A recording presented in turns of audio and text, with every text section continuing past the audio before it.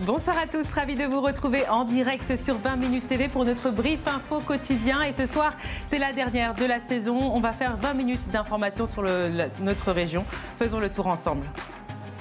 Voici les titres. 30 000 policiers et gendarmes, dont 5 000 à Paris, seront mobilisés ce dimanche pour le second tour des élections législatives anticipées. C'est la mesure que souhaite prendre Gérald Darmanin, très clairement, face au risque de débordement.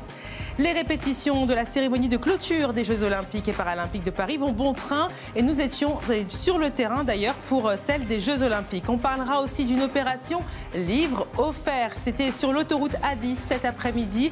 Et oui, une opération lancée par le département à hauteur de Limours. On était là encore sur le terrain et puis on finira par ce miracle qui s'est produit dans les Yvelines à Mantes-la-Ville. Un jeune ado de 16 ans a survécu à une balle dans la tête. Vous êtes dans le brief info et vous êtes bien tombé.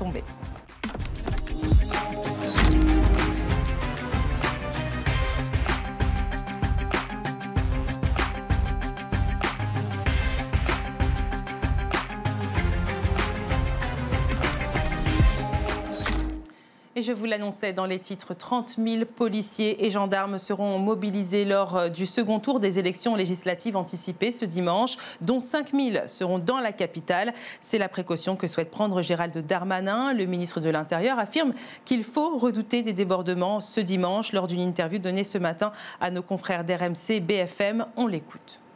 Oui, il faut redouter des débordements dimanche. D'abord, il y a des rendez-vous devant l'Assemblée nationale. J'ai demandé au préfet de police de les interdire. Des débordements qui sans doute viennent plutôt de l'ultra-gauche, quand on voit ceux qui annoncent cette manifestation à 20h à l'Assemblée nationale. Cette manifestation est interdite ? Exactement. J'ai demandé au préfet de police à Paris de l'interdire. Et puis il y a d'autres débordements possibles dans certaines villes qu'on connaît bien, évidemment Paris, mais ça peut être le cas à Lyon, à Rennes, à Nantes, là où il y a des foyers d'ultra-droite ou d'ultra-gauche. Et là, j'ai prédisposé avec l'ensemble des préfets, puisque j'ai tenu une réunion cette semaine, 30 000 policiers et gendarmes, dont 5 000 pour Paris et sa banlieue, pour évidemment que ces résultats, quels qu'ils soient respectés par l'ensemble du peuple français. Vous avez prévu de les mobiliser jusqu'à quand ? Le temps qu'il faudra. Je pense que l'expérience nous montre que la nuit qui suit un moment, une sorte de moment important pour la démocratie, c'est sa nuit dimanche à lundi, puis que les choses redeviennent calmes le lendemain. Mais s'il faut tenir 2-3 jours de plus, nous tiendrons d'autres. Tout le monde parle de la cérémonie d'ouverture des Jeux Olympiques de Paris, mais la cérémonie de clôture, elle aussi, se prépare. Et c'est dans la soirée du 11 août que cet instant parachèvera plus de 2 semaines de compétition. Thomas Joly, le directeur artistique des cérémonies des Jeux de Paris 2024, a mis sur pied un spectacle qui sera à découvrir dans l'antre du Stade de France. Reportage de Thomas Michobielic.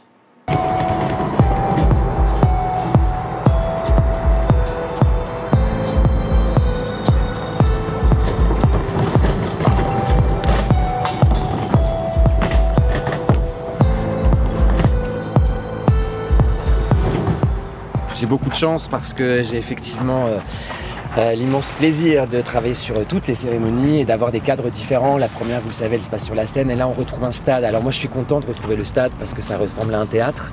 En tout cas tout le monde converge, les regards de tout le monde convergent au même endroit et donc je retrouve moi l'idée d'une scène, pour le coup S-C-E-N-E, de lumière, d'entrée, de sortie, enfin quelque chose qui ressemble plus à mon vocabulaire. Et j'ai aussi beaucoup de chance parce qu'on a trouvé cet endroit où je peux travailler dans les vraies proportions. L'idée pour nous, c'était de célébrer bien sûr les athlètes qui viennent de concourir. Certains ont gagné, certains ont perdu, mais les jeux sont faits, voilà, et la fête doit se clôturer. Elle se clôturera en disant que c'est précieux, ces Jeux Olympiques, que c'est un monument humain, mais donc forcément parce qu'il est humain, il est fragile, et que face à certaines questions qu'on peut se poser sur notre avenir commun, puisque les Jeux Olympiques permettent ça, de se poser des questions ensemble sur notre avenir commun. Et donc j'y ai imaginé comme ça un spectacle où à nouveau il disparaîtrait et quelqu'un viendrait les refonder. Puisqu'après tout, c'est en France que ça a été refondé, peut-être quelqu'un dans 300, dans 1000 ans, j'en sais rien, refondrait les Jeux Olympiques. La difficulté pour Thomas, c'est que d'être mobilisé en même temps sur toutes les cérémonies, c'est pas évident. Mais pour nous, en tant qu'organisateurs, c'est une vraie valeur ajoutée parce que ça nous permet aussi qu'il y ait un lien entre tout le narratif autour des 4 cérémonies d'ouverture et de clôture olympiques et paralympiques.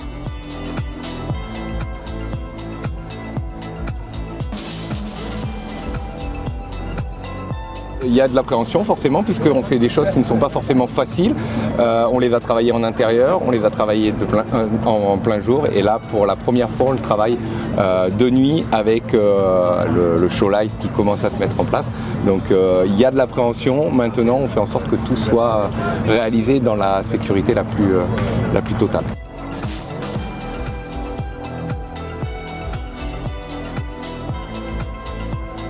Qu'est-ce que vous avez pensé de cette répétition?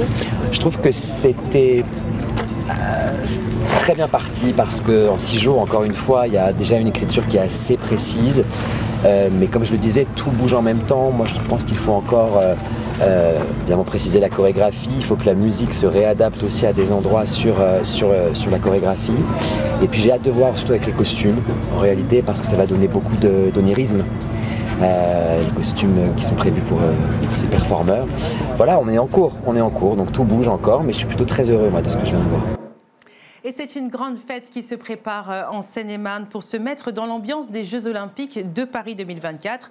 À 3 semaines du début des compétitions, la communauté de communes Moret-Seine et Loing organise une grande journée sportive ce samedi 6 juillet. Les festivités auront lieu au stade Paul-Hébras de Champagne-sur-Seine.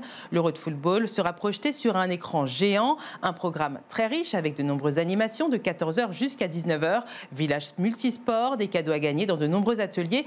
Il y en aura pour tous les goûts, même pour les adeptes de réalité virtuelle. Du côté des athlètes, le village olympique nous a ouvert ses portes, et oui, dans un endroit peu soupçonné, comme sa polyclinique. Et c'est là où seront soignés et pris en charge tous les sportifs qui en auront besoin. Olivier vous fait la visite, on le suit. Aujourd'hui, je me trouve à Saint-Ouen-sur-Seine et je vais vous faire visiter pour la première fois la toute nouvelle polyclinique des Jeux Olympiques Paris 2024. J'ai rendez-vous avec le manager des services médicaux. Il s'appelle Romain, il va me faire la visite. Il m'a donné rendez-vous dans le jardin juste à côté des IRM. Suivez-moi. Bonjour Romain. Bonjour. Merci de m'accueillir. Ça va ouvrir dans pas longtemps, le 18 juillet. Le 18 juillet, on y est presque. Parce que ici, c'est pas du tout une polyclinique, c'est pas un hôpital. Qu'est-ce que c'est? Ici, on est dans une école de formation dans des métiers de la santé, en masso-kinésithérapie, en ostéopathie et en pédicurie-podologie. Et on transforme le bâtiment pour en faire une polyclinique pendant les Jeux, donc un centre de santé. Alors, qui va pouvoir profiter de cette polyclinique? Alors, c'est en priorité pour les athlètes qui résident sur le village olympique et paralympique, les membres de leur délégation et éventuellement le personnel qui travaille sur le village s'il y a un accident à prendre en charge. Quel style de bobo? Alors on va avoir bien évidemment tout ce qui est blessure pendant la compétition pour les athlètes. On peut avoir aussi des maladies de tous les jours et puis après des problèmes plus spécifiques comme de la cardiologie, des pathologies gynécologiques ou de médecine du sport. Et si malheureusement le problème est plus grave, on fait comment? Alors si le problème est plus grave, on évacuera l'athlète, donc on réalisera les premiers gestes de prise en charge soit sur le site de compétition, soit sur la polyclinique. Et ensuite, on évacuera l'athlète sur l'hôpital référent pour les athlètes et les officiels de délégation, qui est l'hôpital Bichat de la PHP. Si un athlète se blesse, par exemple, à Bercy, j'imagine, il fait comment pour venir ici? Il y a des ambulances, il y a un système qui était prévu? Oui, donc s'il se blesse à Bercy, il est stabilisé sur le site et donc pris en charge sur le site de Bercy. Il y a un premier diagnostic qui sera posé, qui devra éventuellement être confirmé au niveau de la polyclinique, notamment avec une imagerie avec les IRM qu'on a derrière nous. Et donc l'athlète est évacué par des ambulances de Paris 2024 vers la polyclinique. On le prend en charge à la polyclinique et on réalise l'examen qui lui est nécessaire. Ici, le matériel est tout neuf, on dirait. Alors, on a quasiment que du matériel neuf, du matériel de pointe, hein, bien évidemment, parce qu'on est là pour prendre en charge des sportifs de haut niveau. Donc, ce matériel est soit mis à disposition en partie par la PHP, qui sera le responsable de cette polyclinique, soit a été approvisionné par Paris 2024. Et donc, on reste ici jusqu'à la fin des JO paralympiques. Oui, jusqu'au 10 septembre, date de fermeture de la polyclinique et du village paralympique. Et tout le matériel va repartir dans d'autres hôpitaux et ce ne sera pas jeté à la poubelle? Alors non, bien évidemment. Donc le matériel qui est mis à disposition par la PHP repartira dans ces hôpitaux de destination. Le matériel que Paris 2024 a approvisionné, soit il est prêté ou loué, donc son propriétaire le récupérera à la fin des Jeux, soit il est acheté et on a déjà identifié des solutions de seconde vie pour la suite suite après la fermeture de la polyclinique. Eh ben merci beaucoup, je vous souhaite de très très beaux Jeux Olympiques Paris 2024. Soignez bien nos athlètes, qui sont en forme quand même pour le spectacle. Merci à vous, j'espère effectivement qu'on récupérera un grand nombre de médailles. Super, merci Romain. Et les sportifs, attention, faites gaffe quand même, quoi. Ne vous blessez pas. À bientôt. Merci, au revoir. Bon JO, au revoir. Allez, on reste sur le thème des Jeux Olympiques et Paralympiques avec l'organisation de la circulation au cœur de Paris, à présent sur le temps des Jeux, c'est-à-dire du 18 juillet jusqu'au 26 août. Voici sur ces cartes un éclairage de la zone rouge tout au long de la Seine, dans laquelle seuls les piétons et les cyclistes pourront circuler en totale liberté. Cette zone est étendue sur 6 km de part et d'autre de la Seine. Sur cette même zone, aucun véhicule motorisé ne sera autorisé. De rares dérogations seront délivrées seulement pour les riverains, les professionnels, les visiteurs avec réservation dans la zone avec un passe-jeu. Notez que les stations de métro, elles aussi, resteront fermées au public et que les bus seront déviés. 25 000 livres distribués gratuitement pour inciter à la lecture lors d'une opération livres offerts sur l'autoroute A10 à hauteur de la commune de Limours. L'écrivain Sylvain Tesson était même présent en tant que parrain de l'événement. Une belle surprise pour tous les juilletistes sur la route des vacances qui ont pu profiter d'une séance de dédicace. Reportage de Mélanie Faure.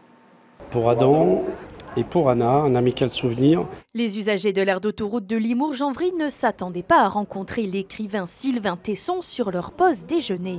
Oui, je pense que c'est une bonne surprise. Tu vas avoir l'occasion de lire son livre. Ni à repartir avec un livre. Pour le coup d'envoi du départ en grandes vacances, la Fondation Vinci Autoroute organise Lire c'est voyager, voyager c'est lire et offre un roman aux voyageurs. Une sélection de 14 livres par Sylvain Tesson, parrain de cette 6e édition. Je crois qu'on peut être enfant et que par les hasards de la vie, on fait une rencontre dans un livre, ça peut changer son destin. Eh bien, toute forme d'organisation, d'opération et d'événement qui amènera cette possibilité-là, je serai très heureux d'y participer, c'est ce que je fais aujourd'hui. Prendre un moment pour découvrir ou redécouvrir des histoires ou écouter attentivement pour les plus jeunes. Endormi contre une meule de foie. Ils nous ont proposé gentiment de lire une histoire à ma fille. Elle a accepté, elle a dit oui, du coup on l'a suivi. Et c'est quoi ton livre préféré? Le chaperon rouge. Avec cette opération, Vinci Autoroute veut offrir une parenthèse aux vacanciers. Nous leur proposons de partager le plaisir de lire. Et puis en même temps, ça leur permet de faire une pause agréable. 25 000 livres seront offerts aux vacanciers sur 12 aires du réseau Vinci Autoroute. Si certains curieux sont des adeptes de la lecture et d'autres des apprentis lecteurs, le Centre national du livre s'inquiète de la baisse de l'intérêt pour la lecture chez les jeunes Français. Il y a une tendance à la baisse de la lecture chez les jeunes. Désormais, les jeunes de 7 à 19 ans passent 10 fois plus de temps à regarder leurs écrans qu'à lire. Et donc c'est une baisse qui est préoccupante. Et donc nous menons toute une série d'actions pour redonner envie aux jeunes de lire. La perte de la lecture, c'est une perte d'enrichissement. Pour ceux qui veulent leur livre, il n'est toutefois pas trop tard. Cette 6e édition se termine le 17 août prochain. Et puis pour aborder la rentrée à Paris dans le 13e arrondissement, une école de la deuxième chance vient d'ouvrir ses portes. Ces structures permettent de lutter contre l'échec et le décrochage scolaire. C'est une opportunité pour plusieurs jeunes et moins jeunes de se donner un nouveau départ et d'aborder la rentrée plutôt sereinement en septembre prochain.